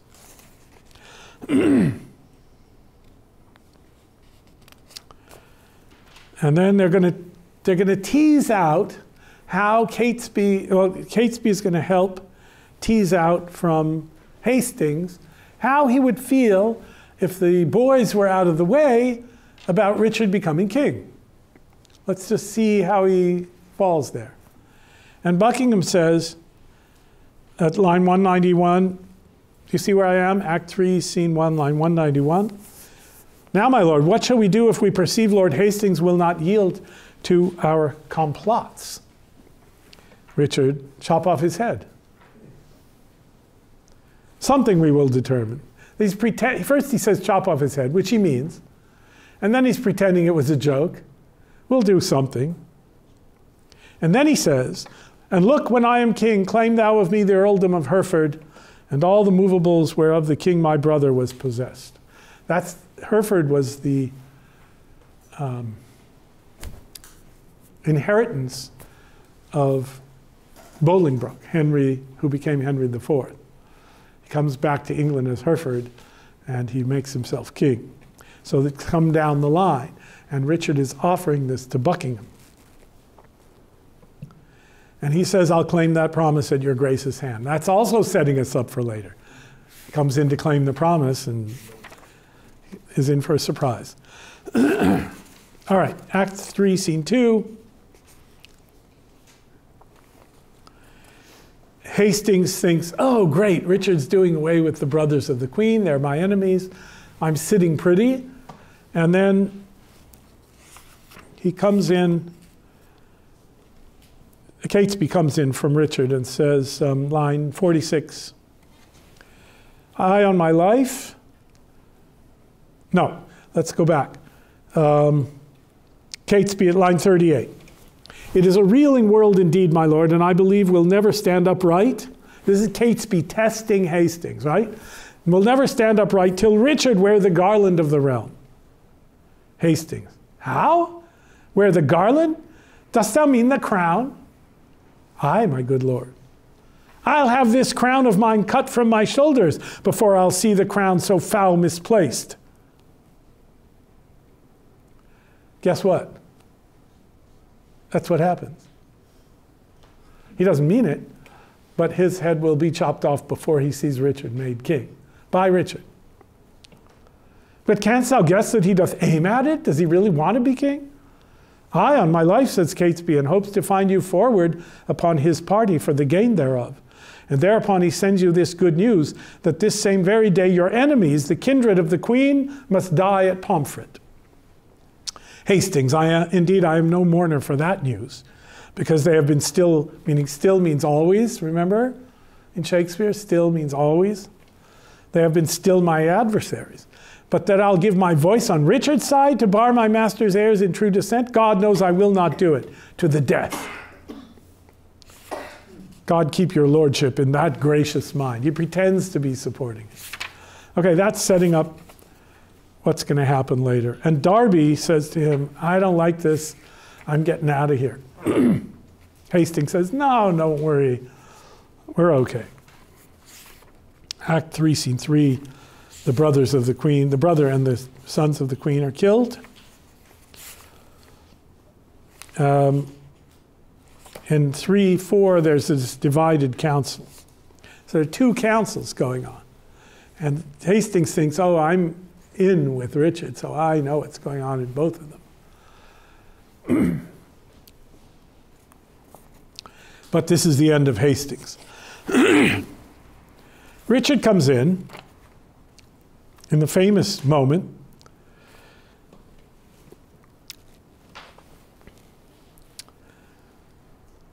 Buckingham says, line 26. Had you not come upon your cue, my lord, William Lord Hastings had pronounced your part. He was going to vote on your behalf. I mean your voice for crowning of the king. That means Edward V, that is the young boy king, son of the king. Richard, than my Lord Hastings, no man might be bolder. His lordship knows me well and loves me well. And then he changes the subject to look benign. My lord of Ely, when I was last at Holborn, I saw good strawberries in your garden there. I do beseech you, send for some of them. Marion will, my lord, with all my heart. He goes out. Richard and Buckingham speak on the aside. Hastings isn't with you. They go out. Bishop of Ely comes back. Where's my lord the Duke of Gloucester? I've sent for these strawberries. Hastings says, oh, he's fine. He looks happy. He's not angry with anyone. And then in comes Richard. I pray you all, tell me what they deserve that do conspire my death with devilish plots of damned witchcraft, and that have prevailed upon my body with their hellish charms. Hastings, the tender love I bear your grace, my lord, makes me most forward in this princely presence to doom the offenders, whosoe'er they be. I say, my lord, they have deserved death. Then be your eyes the witness of their evil. Look how I am bewitched. Behold, mine arm is like a blasted sapling, withered up. And this is Edward's wife, that monstrous witch, consorted with that harlot strumpet Shore, that by their witchcraft thus have marked me. If they have done this deed, my noble lord, if thou protector of this damned strumpet, talks that, because he slept with, he was famously sleeping with Shore, the paramour of the king. If thou protector of this damned strumpet, talkst thou to me of ifs? Thou art a traitor, off with his head. Now by St. Paul I swear I will not dine until I see the same. Lovell and Ratcliffe, look that it be done. The rest that love me, rise and follow me. That's the end of Hastings. But he has a speech first. Woe, woe for England, not a whit for me. For I, too fond, might have prevented this. Stanley did dream the boar did raise our helms. Boar is the symbol of Richard. But I did scorn it and disdain to fly. 3 times today my footcloth horse did stumble, and started when he looked upon the tower, as loath to bear me to the slaughterhouse. Oh, now I need the priest that spake to me. I now repent I told the pursuivant, and as too triumphing, how mine enemies today at Pomfret bloodily were butchered, and I myself secure in grace and favor. Oh, Margaret, Margaret, that's the old queen, now thy heavy curse is lighted on poor Hastings' wretched head. O momentary grace of mortal men, which we more hunt for than the grace of God, who builds his hope in air of your good looks, lives like a drunken sailor on a mast, ready with every nod to tumble down into the fatal bowels of the deep. O bloody Richard, miserable England, I prophesy the fearfullest time to thee that ever wretched age hath looked upon. Come, lead me to the block, bear him my head. They smile at me who shortly shall be dead. And that's also literally true, Buckingham among them. Okay, anybody need a break? No, we got half an hour. I don't know how I'm going to finish this play in half an hour. What's my schedule? Do I have to finish it tonight? I do. Okay, so I'm going to go very fast through stuff. The strawberries, there's a saying that Shakespeare knew and the audience knew. Beware when you're hunting for strawberries and flowers close to the ground of vipers that lie hidden in the weeds. So he sends Ely out for strawberries, and then he comes back in, this viper. Okay, just a little side note. Okay, in, let's see. So in 3:7, I'm just going to point to one short speech, because I got to read the end of the play. Richard is pretending to be holy and praying, right? And he's got the Lord Mayor and the citizens come in, and he's got two priests on either side, and he's pretending to be praying, and he's got Buckingham to make them ask him to be king. They're begging him to become king. And he's saying, no, no, no, that's not my job. No, I'm too virtuous. I spend my life in prayer, and so on. And he pretends to be too humble. Buckingham describes an attempt to get everybody to cheer when he said Richard should be king, and nobody cheers except a few paid guys in the back. And so that's awful. And Buckingham, pretending to be frustrated that Richard won't accept the crown, says, refuse not, mighty lord, this proffered love. And he says, Richard, alas, why would you heap care on me? Line 200 or so. If you refuse it, says Buckingham, as in love and zeal loath to depart. Now, the guys, the citizens are just kind of standing there going, what are these higher-ups doing? But Buckingham, as if speaking for them, says, we all want you to be king. And then he says, your brother's son shall never reign our king, but we will plant some other on the throne to the disgrace and downfall of your house. And in this resolution here we leave you. Come, citizens, zounds, I'll entreat no more. And Richard says, oh, do not swear, my lord of Buckingham. So why is this funny? Because taking the name of the Lord in vain is one of the 10 commandments. You're not allowed to do it, right? Zounds means by God's wounds, meaning by Christ's wounds. And Richard is saying, oh, I'm a holy man. Don't swear. Please don't swear. I can't stand to hear you break one of the 10 commandments. If you count up the commandments that Richard has already broken, it's, I think, 7 that we know of. We don't know his relation to the Sabbath. He's certainly broken the honoring of his parents, stealing, murdering, coveting, etc. He encompasses all of the vices. All of the vices. All right, so then he says, okay, I give in. You can make me king. Then we have this lament scene. I'm just going to read a part of it. Oh, no, it's not this scene. Let's see, which one is it? In 4:2, he turns against Buckingham.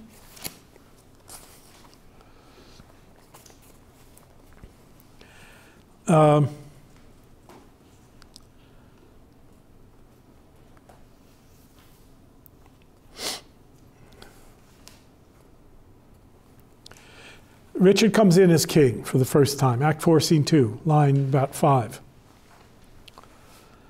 But shall we wear these glories for a day, or shall they last and we rejoice in them?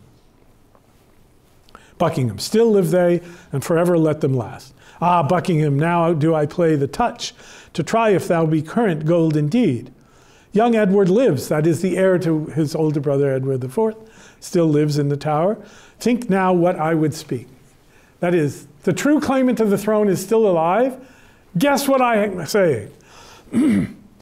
Say on, my loving lord. Why, Buckingham, I say I would be king. Why, so you are, my thrice renowned king, liege. Ha! Am I king? 'Tis so, but Edward lives. True, noble prince. Oh, bitter consequence that Edward still should live, true, noble prince. Cousin, thou wast not wont to be so dull. Shall I be plain? I wish the bastard's dead, and I would have it suddenly performed. What sayest thou now? Speak suddenly, be brief. Your grace may do your pleasure. Tut, tut, meaning thou art all ice, thy kindness freezes. Say, have I thy consent that they shall die? Give me some little breath, some pause, dear Lord, before I positively speak. Give me a minute to think about it. That's the end of him. He gnaws his lip. He's angry. Then he says, never mind. And he calls in Tyrrell, the murderer.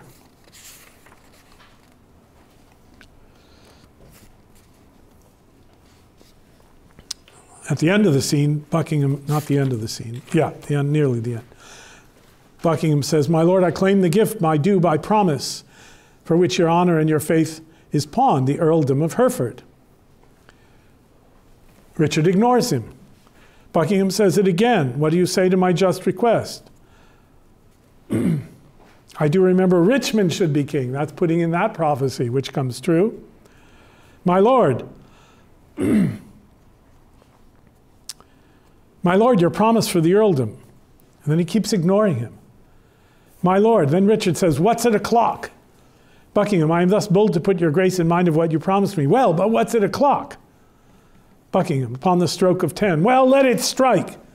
Why let it strike? Because that like a jack thou keepst the stroke betwixt thy begging and my meditation. I am not in the giving vein today. May it please you to resolve me in my suit. Thou troublest me, I am not in the vein.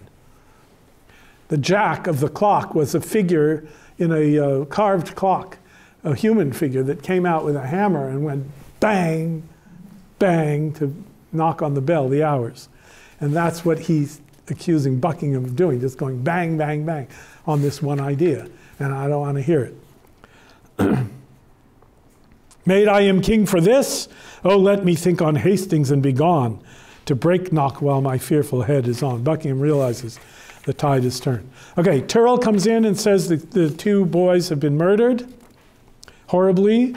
And then we get the scene of lamentation. And I just want to read a little just to show you some of the rhetoric. Line 39, Queen Margaret, the ancient Queen Margaret, says, tell means count, tell o'er your woes again by viewing mine. She says, I had an Edward till a Richard killed him. I had a husband till a Richard killed him.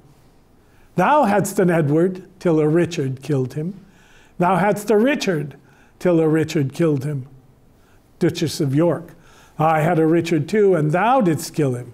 I had a Rutland too, thou hopest to kill him. Margaret, thou hadst a Clarence too, and Richard killed him. From forth the kennel of thy womb, right? She's talking to the Duchess of York, the mother of Richard. From forth the kennel of thy womb hath crept a hellhound that doth hunt us all to death. That dog that had his teeth before his eyes to worry lambs and lap their gentle blood, that foul defacer of God's handiwork, that excellent grand tyrant of the earth that reigns in galled eyes of weeping souls, thy womb let loose to chase us to our graves. O upright, just, and true disposing God, how do I thank thee that this charnel cur preys on the issue of his mother's body and makes her pew fellow with others' moan. Don't triumph in my woes. Bear with me, I'm hungry for revenge. It goes on and on and on. Then Richard comes in. His mother curses him. And then what does he do?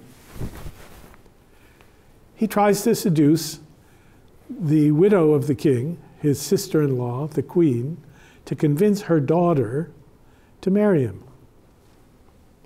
The daughter, whose brothers he's just killed, whose uncle he has killed, whose uncles on the mother's side he has killed, one uncle, two uncles, and a great uncle. All of them killed by Richard. And then they have this back and forth, which because of time I'm not going to read. I could read a little. He thinks that because he won Anne over and succeeded, that Elizabeth is a weak woman like Anne. But she's not. He has this great long speech. I'll make up all these people I killed by making her the queen.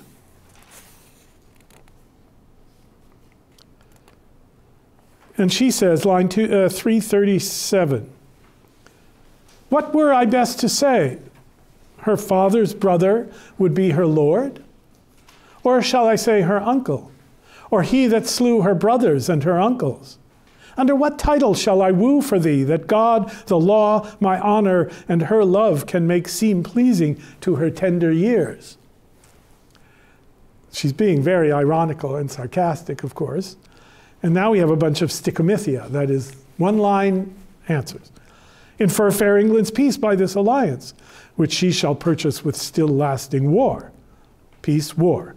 Tell her the king that may command entreats, that at her hands which the king's king forbids.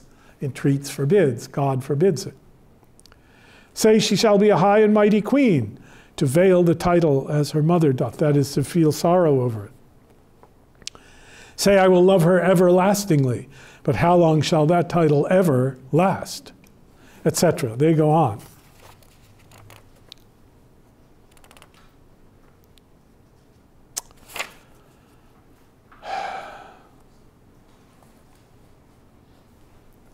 What shall I swear by? The time to come, by God. She refutes all of them. Shall I be tempted of the devil thus? Line 418. Aye, if the devil tempt you to do good. Shall I forget myself to be myself? Aye, if your self-remembrance wrong yourself. Yet thou didst kill my children, but in your daughter's womb I bury them, where in that nest of spicery they will breed selves of themselves to your recomfiture. Shall I go win my daughter to thy will, and be a happy mother by the deed? I go, write to me shortly, and that you shall understand from me her mind. Bear her my true love's kiss, and so farewell. And then he calls her after she goes out, a relenting fool and shallow, changing woman. But he's wrong. This time, he's wrong. She's going to give her daughter to Richmond. They're going to unite the two houses of York and Lancaster and start the new Tudor dynasty. All right.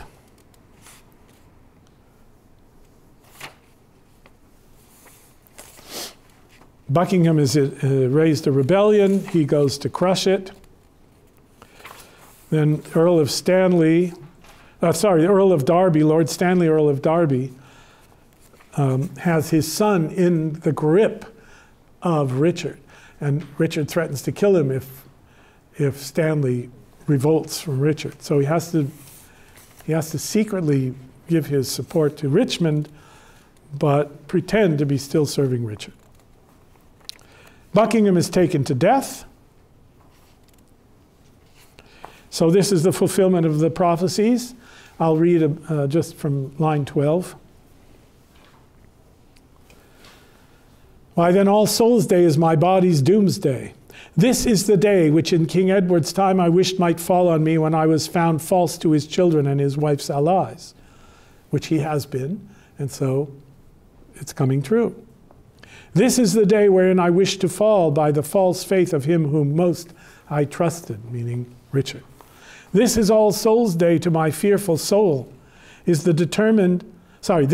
All Souls' Day to my fearful soul is the determined respite of my wrongs. That high all-seer, meaning God, which I dallied with, hath turned my feigned prayer on my head, and given in earnest what I begged in jest. Thus doth he force the swords of wicked men to turn their own points in their masters' bosoms. Thus Margaret's curse falls heavy on my neck. When he, quoth she, shall split thy heart with sorrow, remember Margaret was a prophetess. Come, lead me, officers, to the block of shame. Wrong hath but wrong, and blame the due of blame. So he's confessing his guilt. Then we have Richmond, the true prince, the one who's going to make peace, followed by the good guys in Act 5, Scene 2. And then in Act 5, Scene 3, we have this remarkable doubling. So it's amazing stagecraft. The leaders of the opposition both come on, and each one causes a tent to be pitched on the stage where he's going to go and sleep before the battle. And then we have each one talking before they go to bed, and then each one having a dream, a set of dreams, and then each one waking up and giving a speech, an oration to their followers before the battle. So Richard called for men of sound direction. Let's lack no discipline, make no delay. Tomorrow's a busy day, meaning a battle. Now, you have to remember that despite his hunchback and despite his withered arm, Richard is a great fighter. He's been in these battles all through the Henry VI, and he's the hero of them for his side. That is, he's murderous with a sword in battle. And so he expects that he can beat this younger Richmond in battle. And Richmond says, stand by us tomorrow, we'll make our plans.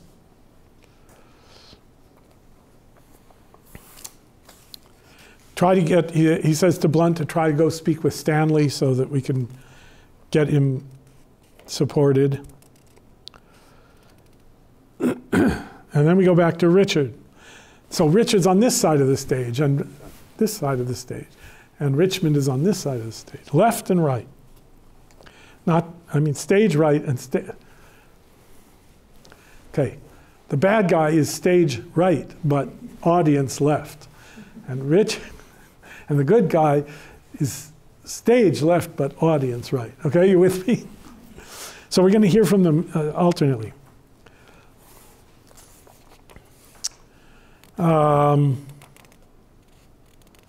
Remind Stanley that I'm going to kill his son if he doesn't stick by me.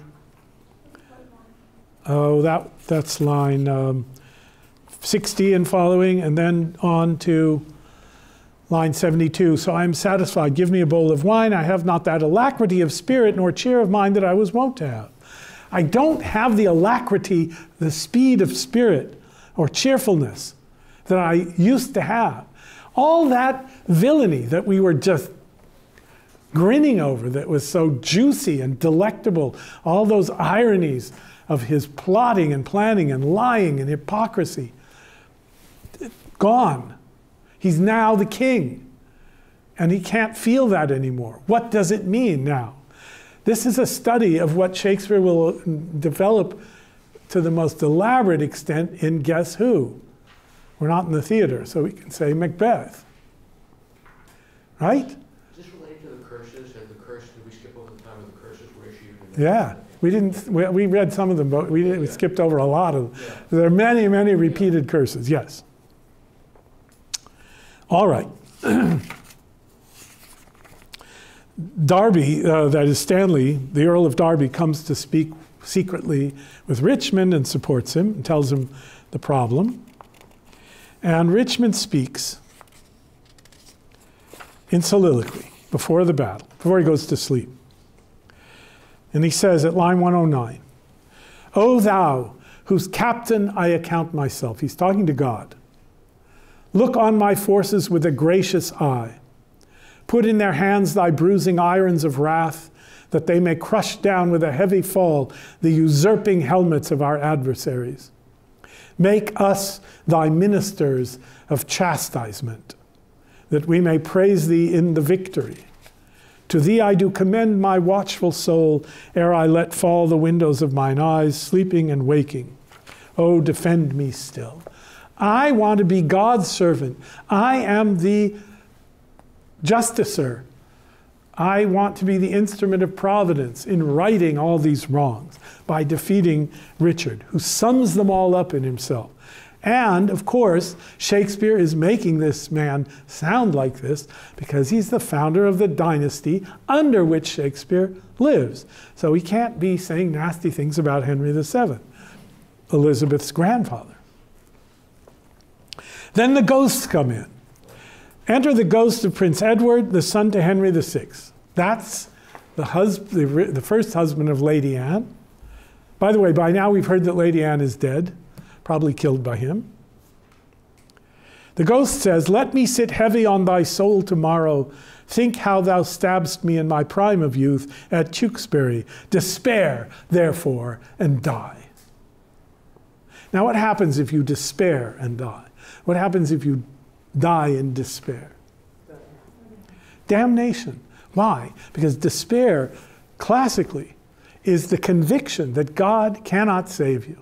You cannot be saved by God. You're too bad, you're too far gone, there's no redemption. And any character in Shakespeare who is in despair is suicidal. That's why the great transformation of Gloucester in King Lear is so wonderful, when he's ready to kill himself. It's pre-Christian, so there's not the doctrine floating around, but Shakespeare knows that doctrine, and so does his audience. And so Edgar comes to Gloucester and says, get over despair. The ripeness is all, right? We must endure our going hence even as our coming hither. So these ghosts are coming from somewhere. Is it their own imagination? No, because they appear to both of them. They have this dispensation to come to Richard and say, all of them, despair and die. You are damned. You've chosen to be damned. You've never repented. Yeah, that's what I meant by the curses. I remember these ghost scenes, but I guess they come afterwards. I was wondering if that loss of alacrity of spirit was in response to this. I guess it comes afterwards, or maybe it's an anticipation. He got to hear, and now, and all these prophecies are against him, and all the curses are against him. And he's going to say so in a minute, which I'm going to read. So each ghost comes in and says to Richard, despair and die, and then goes to Richmond and says, prosper tomorrow. Fight well, we're on your side. And so who comes?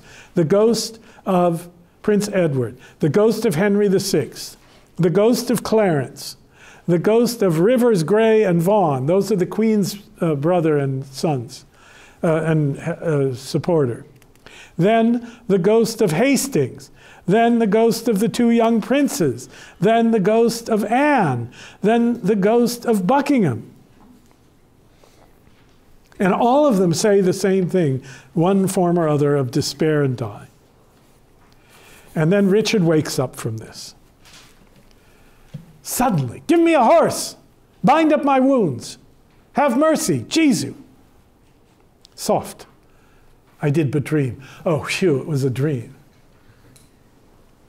Oh, coward conscience. Now, for Shakespeare, conscience means something very specific. We talked about this in Hamlet. It means the awareness of having done wrong. The awareness of having done wrong, which in a Christian context means, unless you repent, it implies damnation and despair. O coward conscience, how dost thou afflict me? The lights burn blue. It is now dead midnight. Cold, fearful drops stand on my trembling flesh. What do I fear? Myself? There's none else by. Richard loves Richard. That is I and I. Is there a murderer here? No. Yes, I am. Then fly. What, from myself? Great reason why, lest I revenge. What, myself upon myself? Alack, I love myself. Wherefore? Meaning why? For any good that I myself have done unto myself? Oh no, alas, I rather hate myself for hateful deeds committed by myself. I am a villain, yet I lie, I am not. Fool, of thyself speak well. Fool, do not flatter. What's going on here? Remember we talked about Othello as a psychomachia, a psychomachy, a war within the self? He's having this debate in himself. He's trying to justify himself and he knows he can't do it. This is very early in Shakespeare's career, relatively speaking. It's like an early version of Hamlet's Meditations or Edmund or Kind of realizing he's... Or Macbeth. If it were done when 'tis done, then 'twere well it were done quickly. Here's the reasons I shouldn't kill him. Here's the... My conscience hath 1,000 several tongues. That is, my awareness of having done wrong has 1,000 several tongues, and every tongue brings in a several tale, and every tale condemns me for a villain. Perjury, perjury in the highest degree. Murder, stern murder in the direst degree. All several sins, all used in each degree, throng to the bar of the courtroom, crying all, guilty, guilty. I shall despair. There is no creature loves me. And if I die, no soul will pity me. And wherefore should they, since that I myself find in myself no pity to myself? Just what Othello didn't find to himself. Methought the souls of all that I had murdered came to my tent, and every one did threat tomorrow's vengeance on the head of Richard.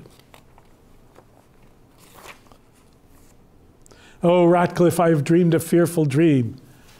What thinkst thou? Will our friends prove all true? No doubt, my lord. I fear, I fear. Nay, good my lord, be not afraid of shadows. By the Apostle Paul, says Richard, shadows tonight have struck more terror to the soul of Richard than can the substance of 10,000 soldiers armed in proof and led by shallow Richmond. 'Tis not yet near day. Come, go with me. Under our tents I'll play the eavesdropper to see if any mean to shrink from me. He's going to check out if anybody's going to betray him. And of course, if he hears that they are, he's going to go kill some more people. Richmond is happy and pleased and hoping for the best. He gives an oration to his soldiers, and Richard gives an oration to his soldiers.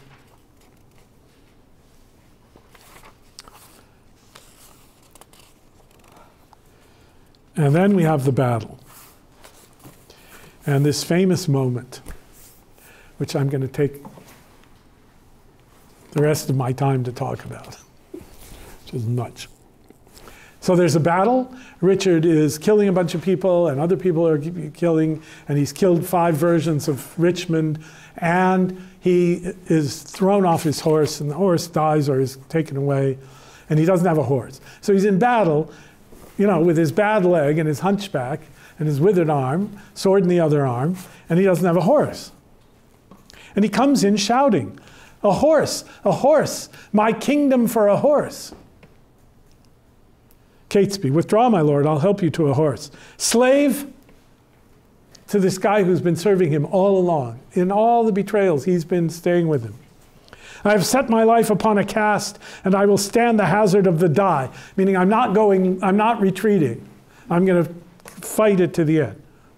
I think there be 6 Richmonds in the field, for I have slain, five have I slain today instead of him. And then he runs off. A horse, my kingdom for a horse. Okay, I started by talking about irony. I want you to think about this. What has he done? He's killed all these people for a kingdom. What has he wanted above all is a kingdom. I can't have love. I'm messed up. I want a kingdom. And he's got the kingdom, and he's the king. And now he's willing, he says, to give up this kingdom for what? A horse. And he repeats it.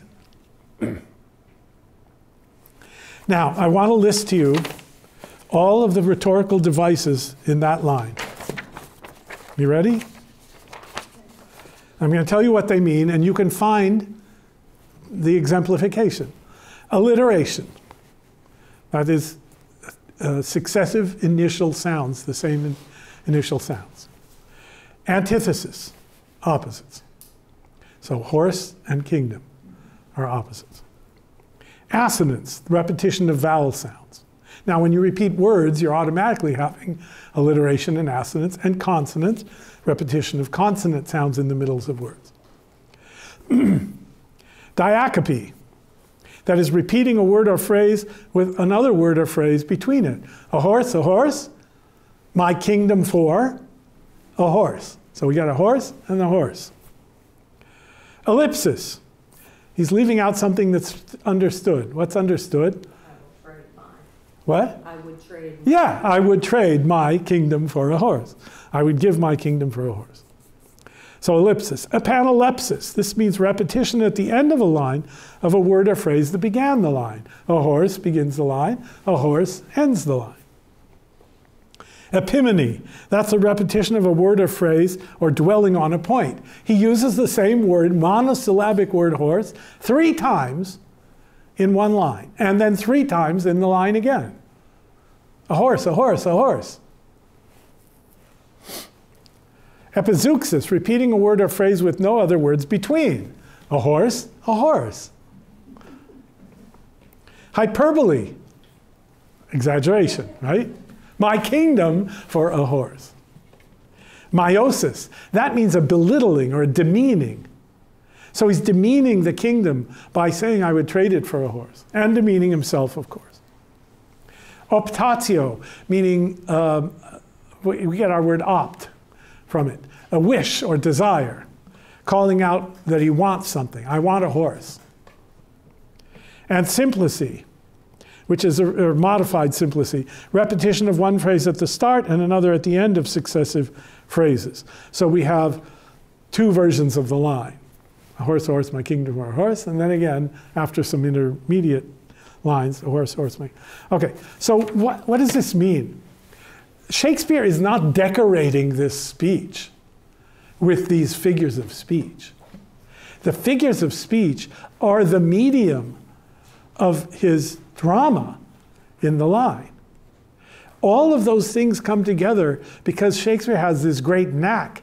It's not like he's got an idea and he puts it down in prose the way we would, and then he starts decorating it. It comes to him as this incarnation of rhetorical power and meaning and significance, because he's been a student of all these rhetorical devices since he was, yay high. So that the climax of Richard's drama is this utter and absolute reversal expressed in this demeaning line. A horse, my kingdom for a horse. And then, of course, the last scene is Richmond having won the battle. Richard is dead. Great God of heaven, say amen to all. And the last speech, inter their bodies as become their births, proclaim a pardon to the soldiers fled that in submission will return to us. That is, if they'll serve us, we'll pardon them. And then as we obtain the sacrament, we will unite the white rose and the red, right? Lancaster, white rose is York, Lancaster is red rose. Smile heaven upon this fair conjunction that long have frowned upon their enmity. What traitor hears me and says not amen? Amen in the hearing of the audience of Shakespeare as well, right? Amen to the end of that 100 years of civil war that this nation faced, where fathers killed sons and sons killed fathers and brothers killed brothers. England hath long been mad and scarred herself. The brother blindly shed the brother's blood. The father rashly slaughtered his own son. The son compelled been butchered to the sire. Those actually happened in the Henry VI plays. There's a scene where a father comes in who's killed his son, and a son comes in who's killed his father. And they talk about it because they were on opposite sides. All this divided York and Lancaster, divided in their dire division. Oh, now let Richmond and Elizabeth, the true succeeders of each royal house, by God's fair ordinance conjoin together. And let their heirs, God, if thy will be so, enrich the time to come with smooth-faced peace, with smiling plenty and fair prosperous days. Abate the edge of traitors, gracious Lord, that would reduce these bloody days again and make poor England weep in streams of blood. Now that's Richmond talking then, but it's also Shakespeare talking now, because there are plots against Elizabeth, Queen Elizabeth, and there are factions within England. Let them not live to taste this land's increase that would with treason wound this fair land's peace. Now civil wounds are stopped, peace lives again, that she may long live here. God say, amen. Okay, questions? I'm 1 minute over. Questions, comments?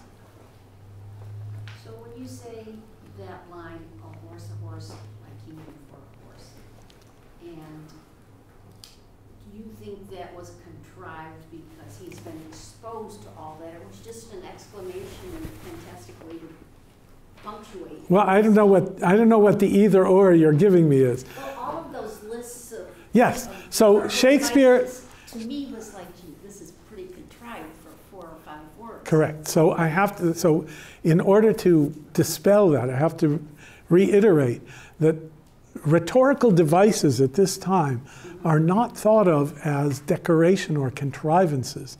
They are thought of as the very medium, not just of thought, but of emotion. And, you know, if you compare that line to, let's say, any climactic line in a modern sort of drama or a docudrama or reality TV, the modern versions are so shallow. The people are trying to express emotion. The camera comes up close. The tears are in the eyes. And what he says is like, I'm so sorry. And we just go, okay. Is that the best you can do? And what Shakespeare knew and what his audience knew was that for emotions that deep and that great, it required this, this formulated medium to convey that kind of depth, that kind of passion, that kind of, and it's true all through Shakespeare. It's more, what should I say? It's more obvious in the earlier plays because it's just more obvious how he's constructing things. This play is, comes just before Richard II, and so Richard II, A Midsummer Night's Dream, let's say, the earliest comedies, they're expressing emotion through obvious rhetorical devices, but the audience isn't going, oh, that old rhetorical device. Shakespeare suddenly brought them to life and made them convey this great meaning and this great spirit. Now, later people have then thought, whoa, it lies in the rhetorical device. We can just use the rhetorical devices and then it'll convey all this emotion and meaning. And it doesn't work because they're no good at it. And it's threadbare and it's old hat. And especially in our time, we think, oh, get me out of this formality. We want naturalness, right? But Shakespeare also wants naturalness. But he doesn't see it as opposed to rhetoric. He sees rhetoric as the medium of naturalness, and it can be done naturally, and it can be done unnaturally. So you could have a Richard now on the stage saying, a horse, my kingdom for a horse. And we're going to go, but I don't think Shakespeare would have heard it that way. It would have been more declaimed than we're used to. But if you throw it away, oh, I'm against rhetoric. A horse, my kingdom for a horse. Or a horse, my kingdom for a horse. I'm making all this up. It's nonsense. He doesn't mean that either, right? What he means is to convey all of that sense that we've built up through the play into this damning, reductive, pathetic, despairing utterance. And it works. With all those rhetorical elements that you can tease out of it if you want to analyze it, it's one thing, and it works. And that's why we love Shakespeare so much. He zaps us. So historically, can you put which comes first? Historically, it goes Richard II, That's the first. Henry IV, Part 1, Henry IV, Part 2, Henry V, Henry VI, Parts 1, 2, and 3, Richard III. And I told you, the reason I wanted to start with Richard III is that the later plays are even subtler and richer and more wonderful. So I wanted us to build through them. And it's what Shakespeare actually did. It's the order he wrote them in. But historically, the story is reversed. So if you think of these as two tetralogies, they happen in this order, but they're written in this order. Yep. That's basically it. And if you keep that in mind, you won't get lost. So they're pretty much in order after King Richard. Yes, from Richard on, we're going to go in order. Yeah. And then I will remind you at the end that there was also the end of the story and that Shakespeare had already written. It's interesting that he thought of writing the end of it, and I don't think... In order in which it happened historically, as opposed to the order in which he wrote it. Yeah. He wrote it. So why did he want to write the ending first? We don't know, but probably didn't know he was going to write the earlier parts later. But it was a big hit, and then he said, well, you know, let's go back, because it's subtler, it's richer, there's more to talk about than just the good guys and this horrible villain. But the audience knew where it was going to lead. And at the end of Henry V, they're reminded this great king didn't last long. And then things went bad. And it wasn't put together again until Henry VII. So he's reminding the audience, no more civil wars, please. Who was Henry the First? Oh, he's way back. Yeah. Way back. There's Much so of, many Henrys. yeah, he's way back. Henry II is the king in Becket. Do you remember Becket? Thomas à Becket. Yeah. So Henry I is earlier, his father. I think it's his father. But yeah, Shakespeare didn't write about them. So is that the order? Historically? 1, 2, 3, 4, 5. Yeah, Oh, okay, good. but don't forget there's Henry VI, part 1, 2, and 3 we didn't read. Where did Shakespeare get the name Henry? Where did he get the name Henry? From history. He got all this from the history books. Everything that happens in this, almost everything that happens, is a version of the history books that he's reading. He cuts and pastes and puts it together and gives us the characters. So the original Henry was. Oh, what's the original Henry? Heinrich in German. I'll have to look it up for you. What would you rip out? Enricus, I think it is. Latin and Spanish, Enrique. Henri in French. So in German would be Heinrich? Heinrich. Yeah. All right, my dears, I will see you on Thursday.